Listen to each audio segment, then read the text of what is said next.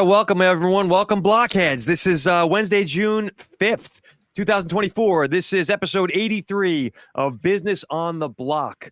This week, the podcast tackles blowing the whistle on OpenAI. We're going to be talking about how OpenAI insiders are raising the alarm again on the safety. We'll dig into this a bit. Coinbase is now playing politics. We'll explain. And Google tweaking its search results after its parameters were leaked last week of how they run the search online. So we'll explain all that to you. This is the latest in business, AI, and blockchain. We like to call it your weekly digital business revolution update. We're going to tell you what's happening in business, what it means, and how you can make money from this.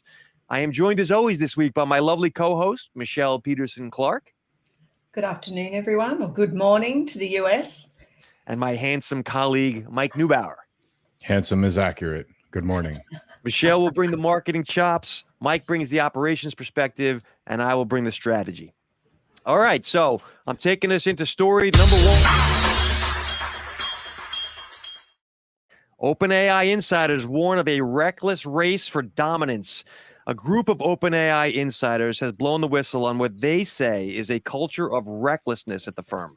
9 current and former OpenAI employees just published an open letter on Tuesday, that's yesterday, calling for OpenAI to establish greater transparency and more protection for whistleblowers.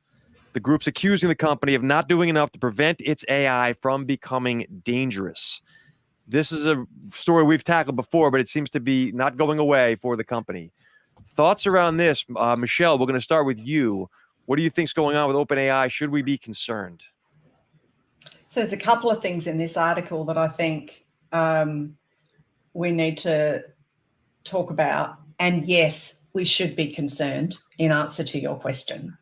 The first thing is almost way down the bottom where it talks about the agreements when people leave. And they have it's actually a really interesting word that they use, which, I mean, non-disclosure and, like not talking about things and all of that stuff is, pretty standard when you work for some of these big companies. But the word they use, and now I'm just trying to, non-disparagement. So basically that means you can't talk shit about the company you worked for when you left. That's basically what it means. So I'm guessing it includes social media as well as all of that other stuff. And there's a line in the story that says that when Sam Altman heard about it, he said that, oh, that's not right and people should be able to, and it's been removed from the agreements. Now, if any of us believe that Sam didn't know prior to that this is what they did to people who left, do I get my conspiracy crown out now? Because there is just, it would have been in some meeting, they would have gone and make sure when he leaves, he's not allowed to talk shit about us to anyone else. And that is how that would have happened very early on. And so from that point of view, I think that, we've talked about it before, haven't we? That Sam isn't as squeaky clean as Sam likes us to believe. So there's that.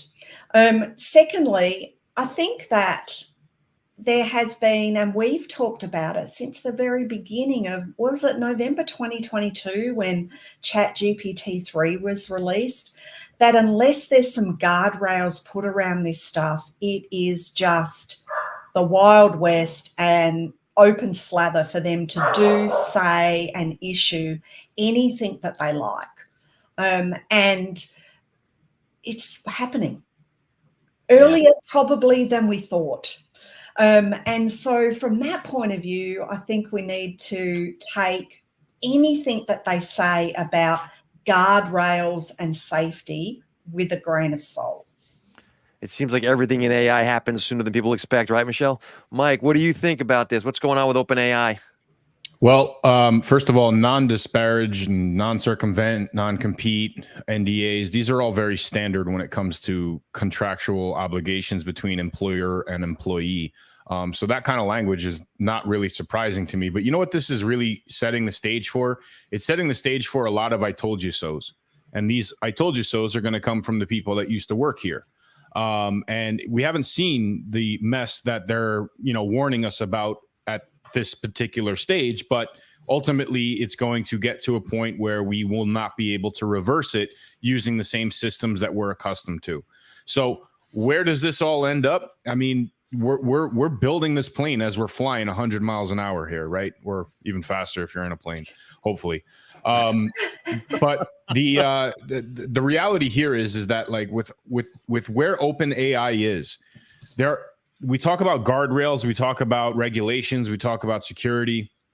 There was an interesting show that I heard. I guess it was over Memorial Day weekend, and it really highlights a different type of entity that is being, developed, that its sole purpose is to just run a checks and balances system on where this all ends up. And, you can call it, the police, you can call it, whatever regulatory body that you want for where this technology ends up. But I think that if it's a non-government entity, some sort of a privatized system that runs a counter checks and balances, it's going to slow the progression about where they don't know they're going. And I wanted to make sure I said that correctly. So basically, all these warning signs that we're listening to with people that are either getting let go or quitting, they're really consistent in the sense that, they see a couple steps ahead of where this is at. And if there's companies out there that can regulate those couple steps ahead, it helps, the system evolve better and faster and more secure before it starts to get released. Now, before I start getting, shit on because, I'm demanding regulation, we all sort of agree that this is evolving faster than anything we've ever seen technologically in our history, right? Absolutely. So where do we draw that line in the sand? Do we just let these guys have free reign and, we in Sam we trust? Is that the way this is going to work? Or will there be some sort of a counter force that forces them to either slow their roll, understand the risks involved, and evolve the technology according to those risks? So Mike, the counter force, as you describe it, and it's a good term, is actually regulation, right? Government. But we all know that regulation will never catch this. It's happening too fast. I don't personally believe the regulation will get there in time because they're putting out a new version of this thing. It seems like overnight all the time. Well, that's why I said that government doesn't need to be the regulator. Who else could be? You can have a very similar privatized company that is designed to regulate these types of efforts. That's what they built in the finance world with FINRA, the self-regulatory body. So yes, you're talking about a Silicon Valley organization, a think tank, if you will, that comes together. The problem is it would have to be spearheaded by firms like Microsoft, and they're not. And they're Google. Not However, my second point is we go from bias to potential malice. Right now, people are worried about. It's one thing when George Washington is black. It's another thing when you're getting completely factually inaccurate information ahead of a presidential election. So you're talking about things like potential. Are we talking about AI or are we talking about the news? It's the same though, right? You can leverage it however you want. It's propaganda basically is what's at risk here, and you wouldn't even know it. So my concern is twofold. One, there's obviously a danger here. We all agree. But two, people are going to vilify capitalism for this. It's corporatism at Microsoft's level that they want to make money, so they're just going to go lock, stock, and barrel. As you say, in Sam, we trust. Yes, that is their approach. Not good. But number two, the reality is that capitalism will pay the price for this because people are going to blame the system. In reality, there's nothing wrong with elevating your status because you can provide value to others. The problem is when there's no regulation on this. Don't forget, they haven't made money, so capitalism is not really the enemy yet. Well, Microsoft has. We covered this a couple. I know, but we covered this a couple of weeks ago. They're not seeing that return as so they claim, right? So you can't have it both ways if you're them. But they're doing what Amazon did. They're building dependency, and then eventually they'll just flip the switch, and the whole world has to, right? It's a genius. So they're boiling the frog slowly.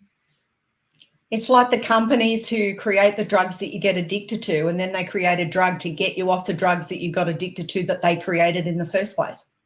I blame the beer companies. The beer companies. Kidding. All right. Oh, what's the name of that one? Bud Light. Just as a It's reminder, Bud Light all over again. oh God, help us all. Last month, 2 senior AI researchers at OpenAI left, including the co-founder, because they were so concerned about what was going on and how Altman was going headlong into dangerous territory. We still don't know the full story of what they've done. And for the longtime listeners of this show will know, at the end of last year, we made predictions for this upcoming year. One of mine was AGI is probably already in existence over there. I think that they would not hesitate to take this technology to places it shouldn't go, right? They just, if there's money to be made and they think they can create dependency, they're going to. Control and money. All right, I'm going to take us into story number 2, which will be a little bit brighter for us all. Coinbase is funding an enormous political action committee. Coinbase has created a $25 million political action committee in America. This is ahead of the U.S. presidential election, obviously. U.S. regulations, as we all know, are a massive obstacle to growing this crypto industry right now. And so the crypto industry as a whole, the entire field, has now amassed one of the largest stockpiles of political campaign cash ever. And clearly they're intending on swaying U.S. political system with this. So for thoughts around this, Mike, we're going to start with you. What do you think about what Coinbase is doing, playing political ball here? I mean, I would sort of guess that they're covering their ass regardless. I think that Coinbase sort of opened up their playbook, so to speak, as far as taking this DeFi technology and sort of putting the basketball in the government's court and saying, we'll play ball with you. And frankly, I think they lost a lot of confidence for people within, true DeFi, crypto type people who believe that this is an alternative to the current system that's in place. So they're just continuously seeding the narrative that they've already sort of let out of the bag. What does this do? Well, I think that if we had a sane world and a logical world, this sort of paves the way for open transparency in potential political donations, which, there's a lot of what we call dark money that flows into a lot of this stuff. All that all of a sudden has a light shed on it. But I don't think that's going to be the case. I think that this is just another avenue to funnel more funds into the pockets of the people that are making decisions, which are either helping or harming people, depending on which side of the aisle you're on. Michelle, what do you think about this, the Political Action Committee? So this is kind of, to me, this is like a modern day, you would used to hire a lobbyist, didn't you? Yeah. Like if you wanted particular regulation to be passed, or you wanted, big tobacco or alcohol to, be favorable in the budget or whatever, you would hire lobbyists and they would, play golf and go to the pub and take, congressmen out to dinner and all of that stuff. So this is, to me, I looked at this and I thought, well, this is kind of a modern day lobbying group. And, that's effectively what it is. But it kind of goes a little bit too with the rock the vote stuff, doesn't it? So if you look at the image that you can see there, they've got, crypto votes, stand with crypto. So essentially what they're saying is when you have the choice come November, the second Tuesday in November, then think about the people that you vote for in terms of who are going to be more favorable to either crypto regulation or allowing businesses such as Coinbase to have a bit more of a free rein within the US. And that's sort of what I see out of this. That's interesting. I had 2 thoughts on it. Number one, they saw what happened to Binance and quickly started throwing money at the problem that people are getting jailed because they don't play ball. And they were like, okay, we got to play ball. More importantly, though, I view this as crypto entering the traditional business establishment. Michelle, you just mentioned big tobacco. If you think about this, is crypto now becoming part of the big tobacco, big tech, big pharma. You now have big crypto. Like they've got a lot of money as an industry that they are going to be waving in front of politicians. And we all know how that game works. It's effective or people wouldn't do it. So this is the establishing of crypto as a traditional, normal, regular business now. And it's going to be, you've got the Wall Street folks setting up ETFs. You've got all these futures being traded around it. Now they've got lobbyists. It's a business. I love the rock the vote comparison because that's clearly what they're doing here. And then they're going to try to, I guess, display some sort of a message that ultimately they're going to pick a side based around who is very pro crypto and who is not. And then that's where the divide is going to occur. But in traditional capitalism, you're going to have, Binance or Kraken or one of these other guys come out and say, well, no, actually Coinbase is wrong because of this. You need to use me as the exchange. And this is where, the business continues to evolve. But I guess my question falls in line, if Ashton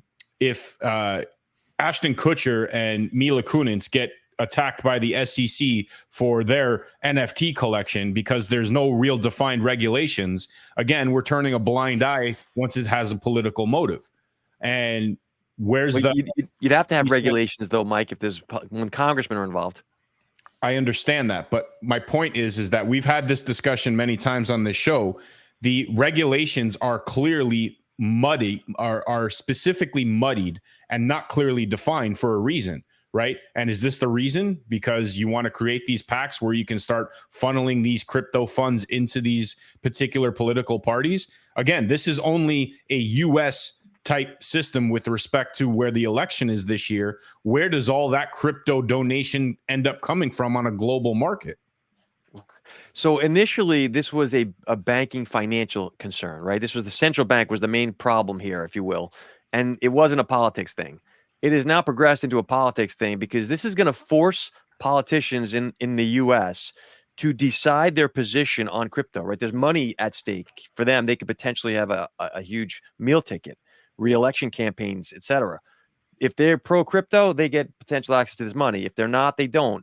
So that creates friction then with the central bank, the Federal Reserve, unless they find some way to angle this into the central bank digital coin, which is what I think will end up happening, unfortunately. I think too, we're in an interesting position here in the UK now because an election was recently called and, it's only 6 weeks. So, and in fact, it's a couple of weeks have already gone. So I think it's the 3rd of July or the 5th of July. No, 4th of July. It's Independence Day. So the lead time is not so much. There hasn't been anything about crypto yet. All of it is focused at the moment on taxes, immigration, and, whether or not the other side's lying or not. And that's basically the three themes. And of course, each other say that the other is lying. But there hasn't been anything. And we know from previous shows that we've done that, the UK actually has been, that and Europe have actually been quite leaders in terms of trying to develop, guardrails and regulation and stuff around crypto and funds to welcome, blockchain companies to come into the UK. So here, not on the radar, but when you look at the story and you think about, okay, what's different, companies like Coinbase, for example, and those that have invested in blockchain and cryptocurrencies, have got a lot of money at stake in this, and that's why they're doing what they're doing. So they're wanting to influence the outcome or, get senators into the House or the Senate that are more favorable to crypto, as you say. And I'm not sure that they're going to be that successful, but, Michelle, that reminds me, there's one surefire way to know if a politician is lying. Do you know what it is? They're breathing. Right. If their mouth is moving, they're lying. Yeah. If sound comes out. Yeah. Yeah. All right. I'm going to take us into story number 3, which is, I think, a little more interesting here, and it will tie into the AI thing as well. Unless final comments from you, Mike. Are you good if we move on? Yeah, we can move on. All right. Hang tight. All right. This is coming off ABC News. Google is making adjustments to its AI overviews. Most people don't even know what AI overviews is, which is the purpose of this show. Google has shifted how it presents its search results.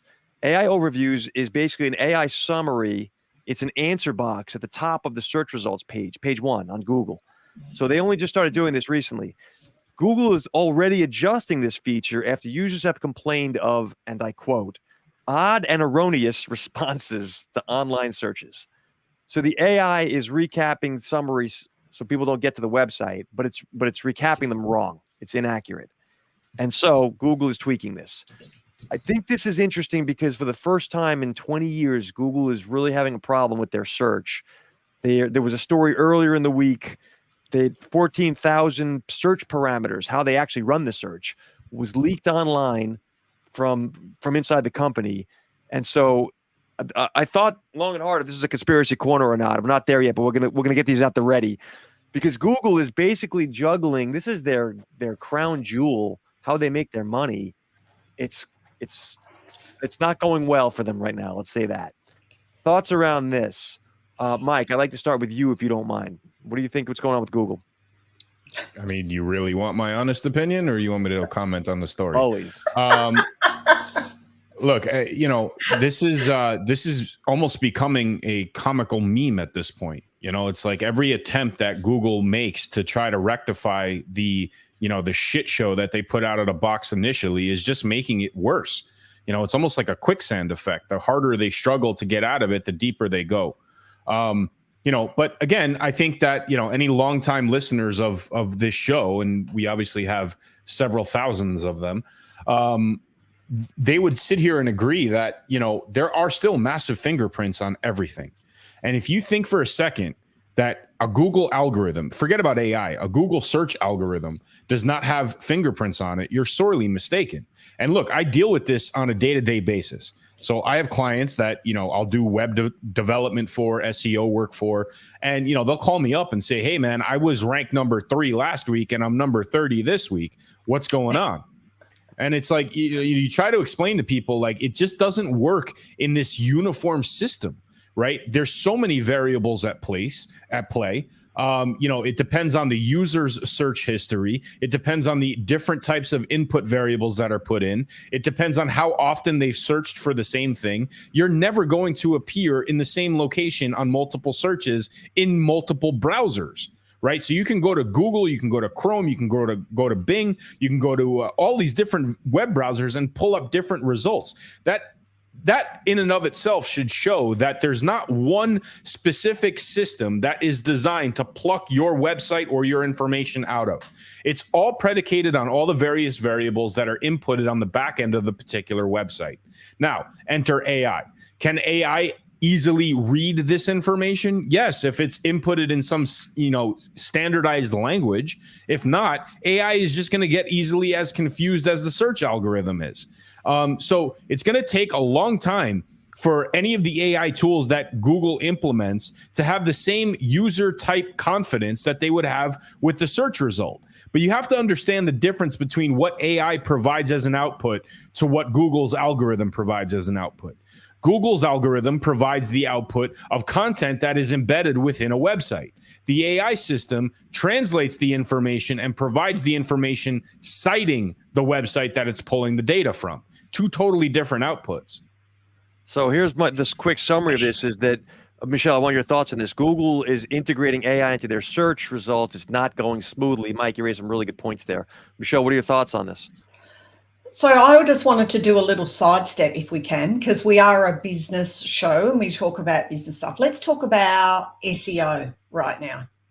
Now, Mike, you talked about the fact that you're doing your best within, making up the websites and stuff like that to be SEO friendly, we might say. 15 years ago, 10 years ago, companies were paying $10, $15, $20,000 a month to SEO companies to get them to the top of Google. And I still quite often see on social media or even LinkedIn, people talking about optimizing for SEO and doing all of this stuff. Let's talk about that for a few minutes. We've got plenty of time because we're at 25 minutes and we're on story 3. So this could be the We got more to hit. Don't worry. We haven't conspiracy yet. yeah, this could be the shortest episode we've ever done. But well, anyway, let's talk about that for a minute in the context of AI and what's going on at the moment. Because if you are in the SEO only business and that's what you do, you have to be pretty scared right now. Not really. So let me expand on that. So what is SEO? Because I have this conversation. A lot of people think it's a myth that, you know, all these different pieces, right? So I'm not saying it's a myth. I'm saying it doesn't work anymore. No. And this is where I would counter that, right? So what exactly is SEO? And you got to think of it in terms of, let's build our house. Okay. So you have a website. We're going to use SEO in the form of a website only, no apps, nothing else, just a website. So you have this house, you know, you can't determine what walls you want to paint and where the walls are going to go until you have the foundation of the house, right? The SEO is essentially the studs and the foundation and the framework. Without that, the house could exist. It could look great, but it's not habitable, right? It does not showcase anywhere on this internet sphere. Right. So what is SEO? SEO is just designed to translate the various pages, assets, and content that is embedded into a website. It's designed to translate that out to the universe that says, this is what this content provides. Right. Sure. Google cannot, I mean, theoretically now it can with image recognition software, but when people type in a search perimeter within Google, there's textual-based content that has to trigger something that's embedded on the back end of the website in the form of this SEO. Now, as we've come to realize here, there's multiple variables that come into play here. The user search experience, what they're most likely to interact with, all of this is trained within the specific algorithm. And, you know, I'm using algorithm in the same context of what we now call AI, because they're really one and of the same. It's a learning technology predicated based around a user's experience. The SEO is designed nowadays to trigger specific components, whether it's geolocation, service industry, different types of products that are provided, throw all of that onto some back-end code that's not visible to the user and only accessible to the algorithm. The algorithm extracts that and provides that to the user as a validated result as part of the search results. If the user interacts with it, the algorithm checks off a box that says, this is the type of person that would interact with this website. Therefore, I'm going to provide that as a validated result.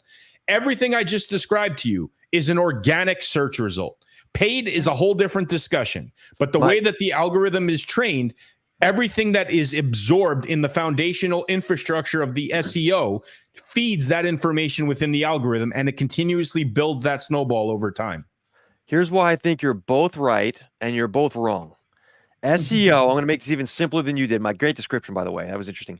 SEO is merely a mechanism to get you to a website. Everything you said is right, Mike. But that purpose of it is to get you to the website. AI does not get you to the website. It's in the way of you getting to the website. So right now, I agree with you, Mike. It is true, everything you said. But Michelle has a very valid point. In the times ahead, once Google gets this AI thing right, there's no one getting to your website.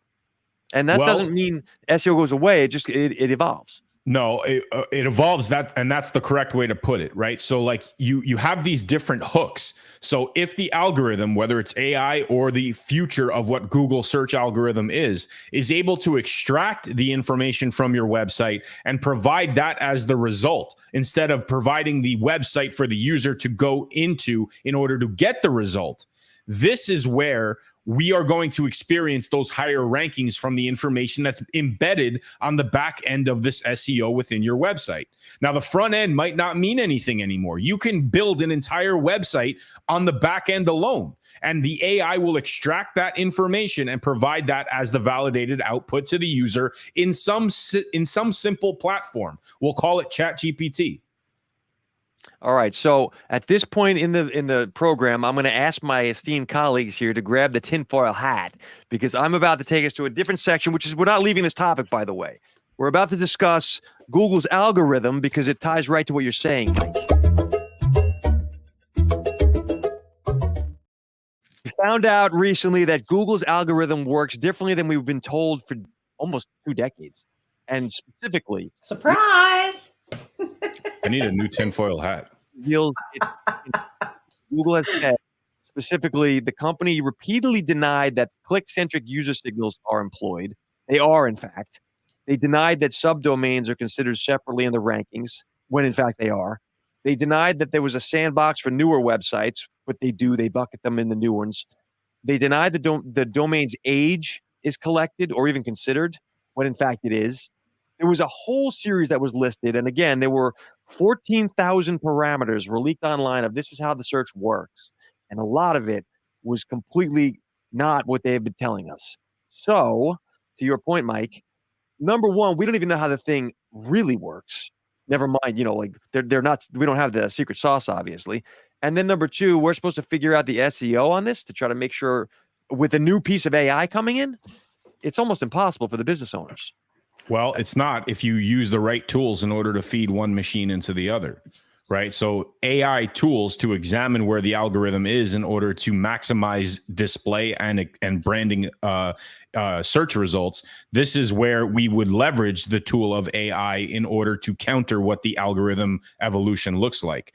But all that being said, this, for somebody like me who's in the trenches on a day-to-day basis with that type of technology, that's not news. These are all things that were very, very clearly laid out, and you run product testing on this, right? Like you said, there is no secret sauce. That is 100% accurate. And for anybody listening right now, anybody who has a website, is currently building a website, hiring somebody to build a website, if they tell you they have the solution for SEO, they are full of shit. There is no secret sauce, right? It's a recipe. I can cook a burger one way. You can cook a burger another way. At the end of the day, we get a burger. It's the same concept. There's different tricks. There's different platforms. There's different relationships that some of these different hosting servers have with these various search engines, and it's going to continuously evolve. But I told this story before. I'm going to tell it again. All these different algorithms, right? We used to have them in separate containers. Google was a search algorithm. Facebook was a predictive algorithm, right? And if you go to my website, I wrote a 27 series blog segment on this whole topic. With Facebook in their predictive algorithm, they will examine the history of all content absorbed on their website. On all of their channels, but not only on their website, on all of the webhooks that they have in the form of a pixel that are embedded on all the other websites, right? So they've basically set their tentacles out to all over the internet, examine all the content for each individual user, put those people in a particular a particular box, and then feed them the information based around that algorithm. That's a predictive algorithm, right? And I've given the example here. I'm a Giants fan. 1 week, there was a little ad on the right side of my page. Who's going to win this week? The Eagles or the Giants? And pre-selected was the Eagles because it knew I was a Giants fan and it knew I would try to interact with that, right? To change the pre-selected solution. But there's also other elements within this predictive algorithm that have translated within Google. And this is where I think Google's information on what just got released, they weren't ahead of that transition, right? So again, think about something with Instagram. If you're on the couch watching TV, a commercial comes on, you pick up your phone, you start scrolling on Instagram, you lean over to sneeze. Those 3 seconds that you leaned over to sneeze, you happen to be stopped on a video. The algorithm within Instagram, aka Facebook, they will measure you as watching that video for 3 seconds. You are now put and segmented into this particular type of audience. Google is the exact same way. If you go into Google, you go into YouTube, you go into any of these affiliates that are involved within the Google infrastructure, they will measure, calculate, and repurpose content based around your interaction within their platform. But my point is things are changing. I don't know. Nobody knows how it's going to develop. But right now, the way Google has been sitting on a monopoly for years, just reaping money, is not going to be guaranteed going forward. It will, as long as, again, they can get their shit together when it comes to the AI integration. Because what is AI? It's just nothing more than a glorified version of what the algorithm is. As a business show, though, Mike, I have to raise the prospect of what is the history of big companies making quick pivots when change is afoot? Well, we can ask Meta, right? You know, they made that monumental shift and that didn't work out too well for them. We can ask Blockbuster or maybe Kodak. Radio Shack. We can throw all of them. Right. the fire. Why So not? I don't know the Google. Can I please, Michelle. Sorry, I was going to say, Please. can I throw in Blue Skies asks us a question in the bulk chat, and I think it's important to think about that. We're still very early in the AI journey. There's still a lot of chaos. Do we need to wait for clarity? And my answer to that is I don't think we're ever getting clarity anytime soon, because it's like being on quicksand. Things are shifting and changing so much that one day you're only up to your ankles and you think you've won and you've got the game all sorted, and the next day you're up to your neck in quicksand. So that's my answer. But what do you guys think about that? I think Blue Sky raises a great point. By the way, thank you for the comment, Blue Sky. We appreciate the feedback. I would answer that waiting in the AI world got people at OpenAI fired. So the concept of us waiting, it's too late. I mean, it's a valid point, and I agree with him. But unfortunately, yes, Google is about to lose a lot of money if they don't get this right, and they're going to not wait for anything. I mean, will we get clarity? And I mean, I can't even remember what episode, I first mentioned this, but until ChatGPT 5 is created by ChatGPT 4, where there's no other motivation other than improving the technology, we'll never get clarity on anything. And frankly, look, we talked about that in story number 1, the mad rush of people to start, issuing these warning signs. I don't know if it's just making headlines more frequently or if it's just happening more and more often lately. But, there is something that's going to happen that is going to be irreversible. And I said it at the beginning of the show, there's going to be a I told you so moment from some of these people. And they're going to start a podcast. They're going to start their own, firm. They're going to start their own blowing the whistle system where they can basically say their entire experience, forget about the non-disparaged agreement or clause that's part of they're going to go out and think that what they're doing is warning people, hey, we push this too far, too fast without any idea of where it could end up. Now we're in trouble. Where do we go from here that does not impact the bottom line of OpenAI? Because you can't have them lose money. You can't have Microsoft lose money on this. I'm going to build on that, Something is Mike. going to happen. I think that too, as a business show here, the comment I'll add is that you're right. When people are unhappy and feel they don't have a voice in it, other companies get created. So Yelp started as that. Glassdoor, if those are familiar with, you can go complain about your employer. I'd even argue like Airbnb. Companies are started because of pushback. Uber to the establishment. Right now, AI is stepping on people, clearly. All those asshole taxi drivers, man. I'm talking the employees. And these are powerful people who have the ability to start companies, and that is what's going to happen. So this will spawn some sort of a regulatory industry, we'll call it. But there is a need, and there's potential money here because people will pay for that. There's always money with a competitive type of environment, as long as, again, it speaks the language of what people are pissed off about, the only monopoly system in place. We see that with social media. You're going up against some big tech, though, right? I mean, Facebook, Google, OpenAI. I remember a time in my life when MySpace was huge. Yeah, right. Google Plus. I think there's more to this story coming, and we'll see it as it develops. By the way, where's Threads at? I think though, Threads is lovely. It's a lovely place to be. I think though that if you think about some of the investments that we see in this technology, into AI and stuff like that, it's gambling of sorts, isn't it? No one wants to be left behind. No one wants to be, without a seat when the music stops, when we're playing musical chairs. And so it's kind of a little bit like, they teach you in, business classes and stuff like that. You fire 10 things at the wall, hoping that one of them will stick, the other 9 will fall down. And it's a little bit like that. And it was like that, 6 to 12 months ago when people were trying to decide which camp they were going to be in, whether it was OpenAI or Anthropic or Gemini, whichever one. And so I think that they've done that, and now they've gone, okay, now what? We've picked the horse we're going to ride. What are we going to do with it now? How are we going to make it a winner? And I think that some of the the jockling behind the scenes that we have with Sam being fired and Sam being brought back, and now half the people that fired him are gone, etc., etc. That's the reshuffling that's happening in order to get to the next phase. Whether that works or not's a different story. There'll be repercussions for sure. I have a light bulb moment here, and we All right, are mark still the in date, conspiracy. everybody. Quick, is there a light bulb? Quick, where? Mike, that's impossible.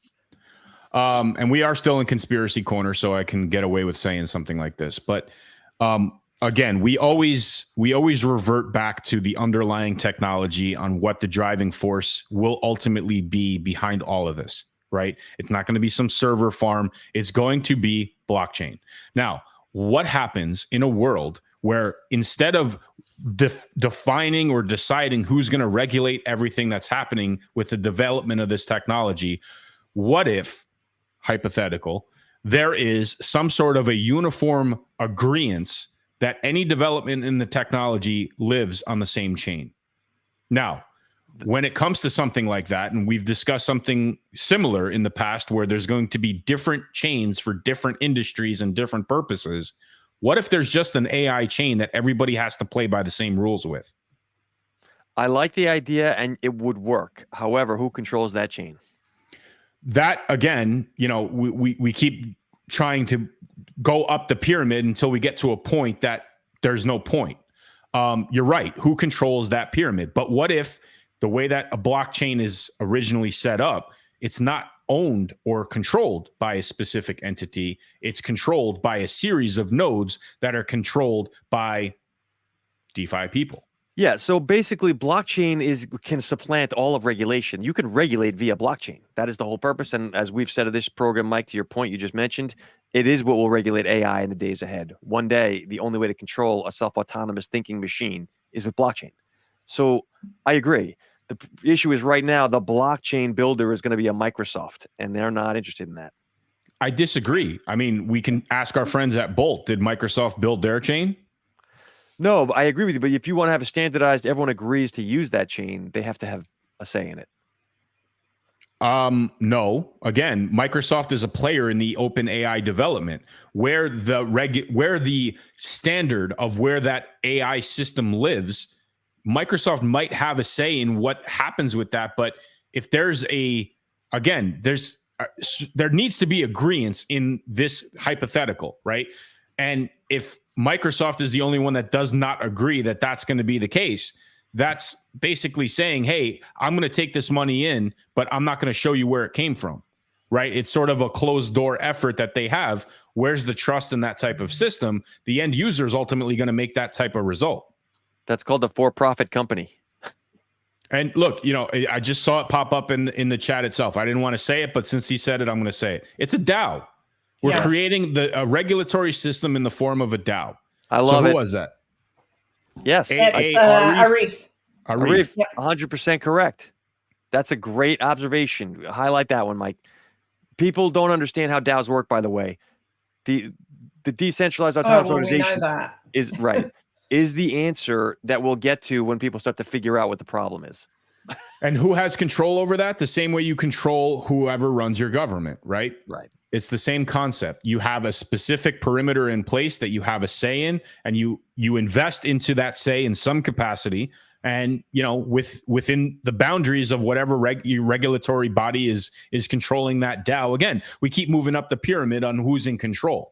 But Mike, maybe 40 shows ago, we talked about you could blockchain the budget for an entire country, right? You could put the U.S. financial spend on blockchain and everyone would be able to authenticate what it is and see where the money's going, your tax dollars.